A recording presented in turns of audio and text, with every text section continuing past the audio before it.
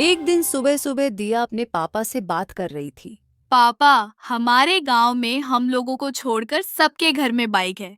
आप भी एक बाइक ले लीजिए ना। बेटा, बाइक नहीं ले सकते।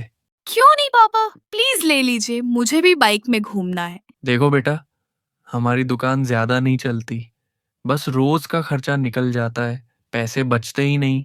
तो बताओ बाइक कैसे खरीदें? यह सुनकर दिया उदास हो गई और चुपचाप वहां से चली गई।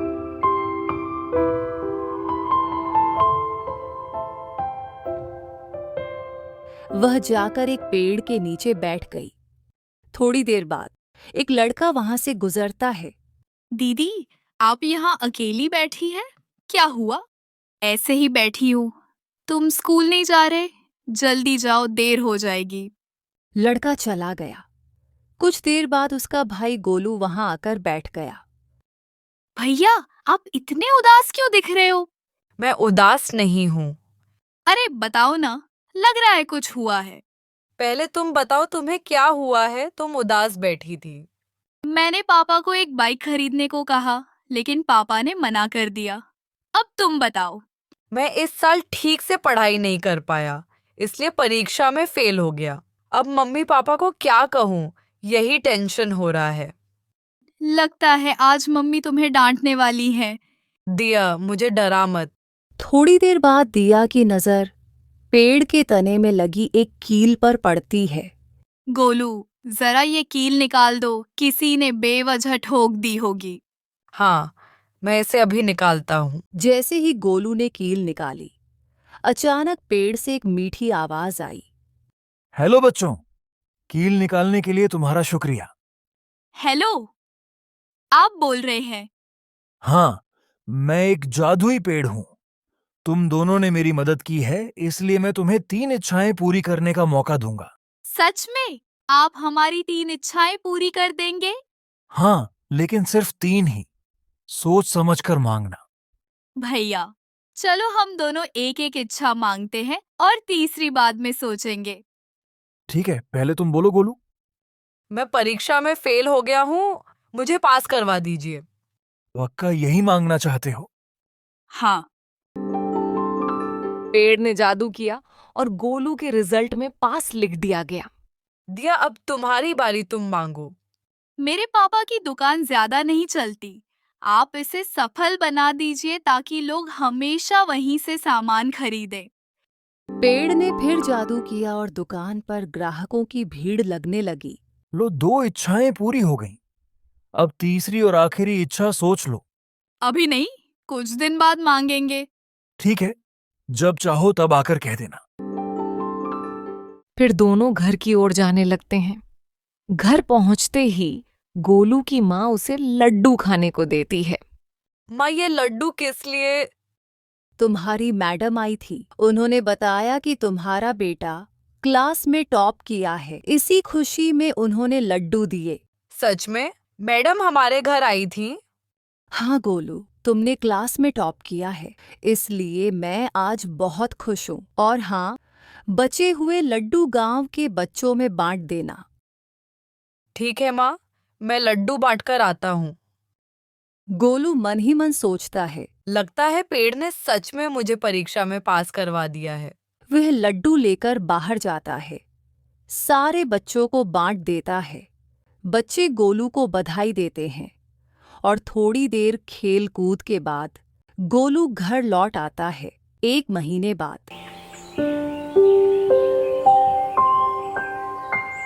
सुबह सुबह दिया घर से बाहर आती है और देखती है कि उसके घर के सामने एक नई कार खड़ी है। दिया बेटा, ये गाड़ी हमारी है।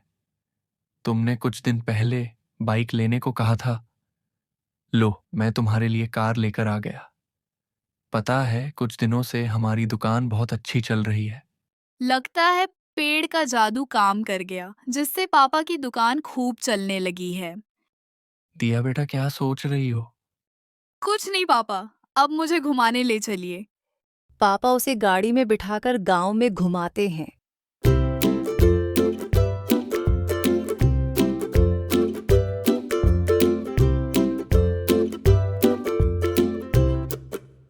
हो गया पापा चलिए घर चलते हैं। दोनों घर लौट आते हैं और सब खुशी खुशी रहने लगते हैं। फिर 1 महीने बाद दिया सुबह सुबह स्कूल जाने के लिए निकलती है। रास्ते में वह देखती है कि कुछ बच्चे बेंच पर बैठे हैं। क्या बात है बच्चों, आज तुम सब स्कूल क्यों नहीं गए? हमारी मम्मी पापा ने स्कूल की फीस नहीं दी, इसलिए हमें स्कूल से निकाल दिया। क्या फीस क्यों नहीं दी? हमारी दुकान नहीं चल रही है, सब लोग तुम्हारे पापा की दुकान ही जाते हैं। 1 महीने से हमारे यहाँ एक भी ग्राहक नहीं आया। दिया ये सुनकर हैरान हो जाती है। लगता है पेड़ के जादू की वजह से इनकी दुकान नहीं चल रही। ये तो गड़बड़ हो गई। अब मैं क्या करूं? तभी बच्चों के माता पिता सामान उठाए वहां आते हैं। बेटा चलो। चाचा जी आप लोग कहाँ जा रहे हैं? बेटा, हम इस गांव को छोड़कर दूसरे गांव में जा रहे हैं। यहाँ दुकान नहीं चल रही, अगर कुछ और दिन रहे तो भूखे मर जाएंगे। चाचा जी, चाची जी, आप लोग बस 2 दिन और रुकिए, मैं सब ठीक कर दूंगी, पक्का। बेटा तुम कुछ नहीं कर पाओगी, हमारे यहाँ से जाना ही ठीक रहेगा। चाचा जी मुझ पे भरोसा कीजिए, बस 2 दिन यहाँ रह के देखिए, मैं सब कुछ ठीक कर दूंगी। दिया की बात मानकर सभी परिवार 2 दिन रुकने का फैसला करते हैं। दिया सीधे जादुई पेड़ के पास पहुंचती है। हाँ दिया, बोलो क्या बात है। मैं अपनी तीसरी और आखिरी इच्छा पूरी करने आई हूँ। अच्छा बताओ। मेरे घर के आसपास के लोगों की दुकान बिल्कुल नहीं चल रही। उनकी भी दुकान मेरे पापा की दुकान जैसी चला दो। इतने सारे लोगों का संभव नहीं है, किसी एक का बोलो। सबका नहीं हो सकता। नहीं। ठीक है, अब मैं क्या करूं? दिया वहां से लौट आती है और गांव के सभी बच्चों को इकट्ठा करती है। तुम्हारी दुकानों को चलाने के लिए हमें मेहनत करनी होगी। तैयार हो? हाँ, हम तैयार हैं।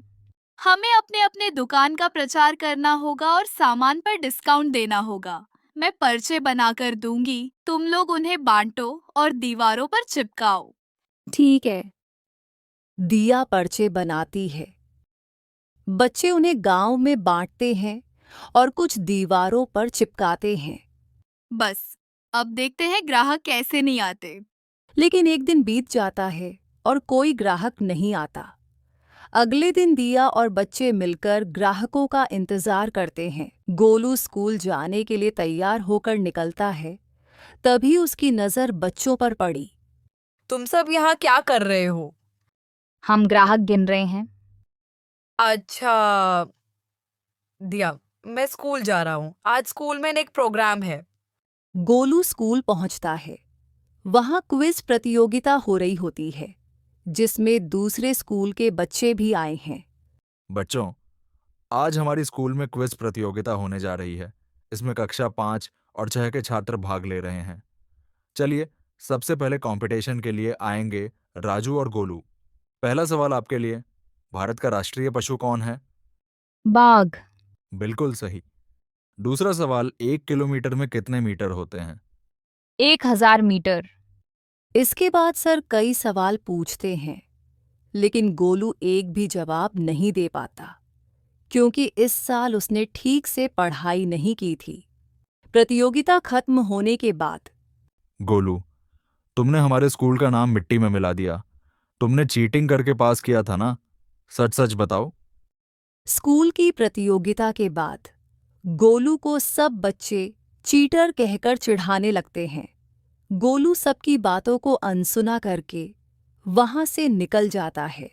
गांव लौटकर वह देखता है कि गांव में सन्नाटा है। घर के बाहर खड़ी दिया को देखकर वह पूछता है, दिया, क्या हुआ? सारे बच्चे और गांव के लोग कहाँ गए? 2 दिन में एक भी ग्राहक नहीं आया, सब गांव छोड़कर चले गए। ये सब मेरी वजह से हुआ। दिया, तुम्हें पता है आज स्कूल में क्या हुआ? मैं प्रतियोगिता में हार गया और सब मुझे चीटर कहकर पुकार रहे थे। अगर उस दिन पेड़ से पास होने की इच्छा न मांगकर मैं घर में सच बोल देता कि मैं फेल हो गया हूँ, तो आज इतनी बेइज्जती नहीं होती। अब जब भी स्कूल जाऊंगा सब मुझे चीटर कहेंगे। और अगर मैं पेड़ से इच्छा न मांगती तो आज सब लोग इसी गांव में रहते। दिया, चलो पेड़ के पास चलते हैं। आखिरी इच्छा मांगकर देखते हैं, शायद सब ठीक हो जाए। दोनों जादुई पेड़ के पास पहुंचते हैं। हमें कुछ नहीं चाहिए, बस आप सब कुछ पहले जैसा कर दीजिए। पहले जैसा मतलब बिना इच्छाएं मांगे जैसे थे वैसे? हाँ बिल्कुल। अच्छे से सोच लो। दिया, तुम्हारे पापा का दुकान पहले जैसा चलता था वैसा ही चलेगा, और गोलू, तुम परीक्षा में फेल हुए थे, फेल ही रह जाओगे। हाँ, हम लोगों ने सोच लिया है, आप सब कुछ पहले जैसा कर दीजिए। ठीक है, तुम्हारी आखिरी इच्छा है कि सब कुछ पहले जैसा हो जाए। यह तुम्हारी आखिरी इच्छा पूरी होती है। भैया चलो घर जाकर देखते हैं सब कुछ ठीक हुआ या नहीं।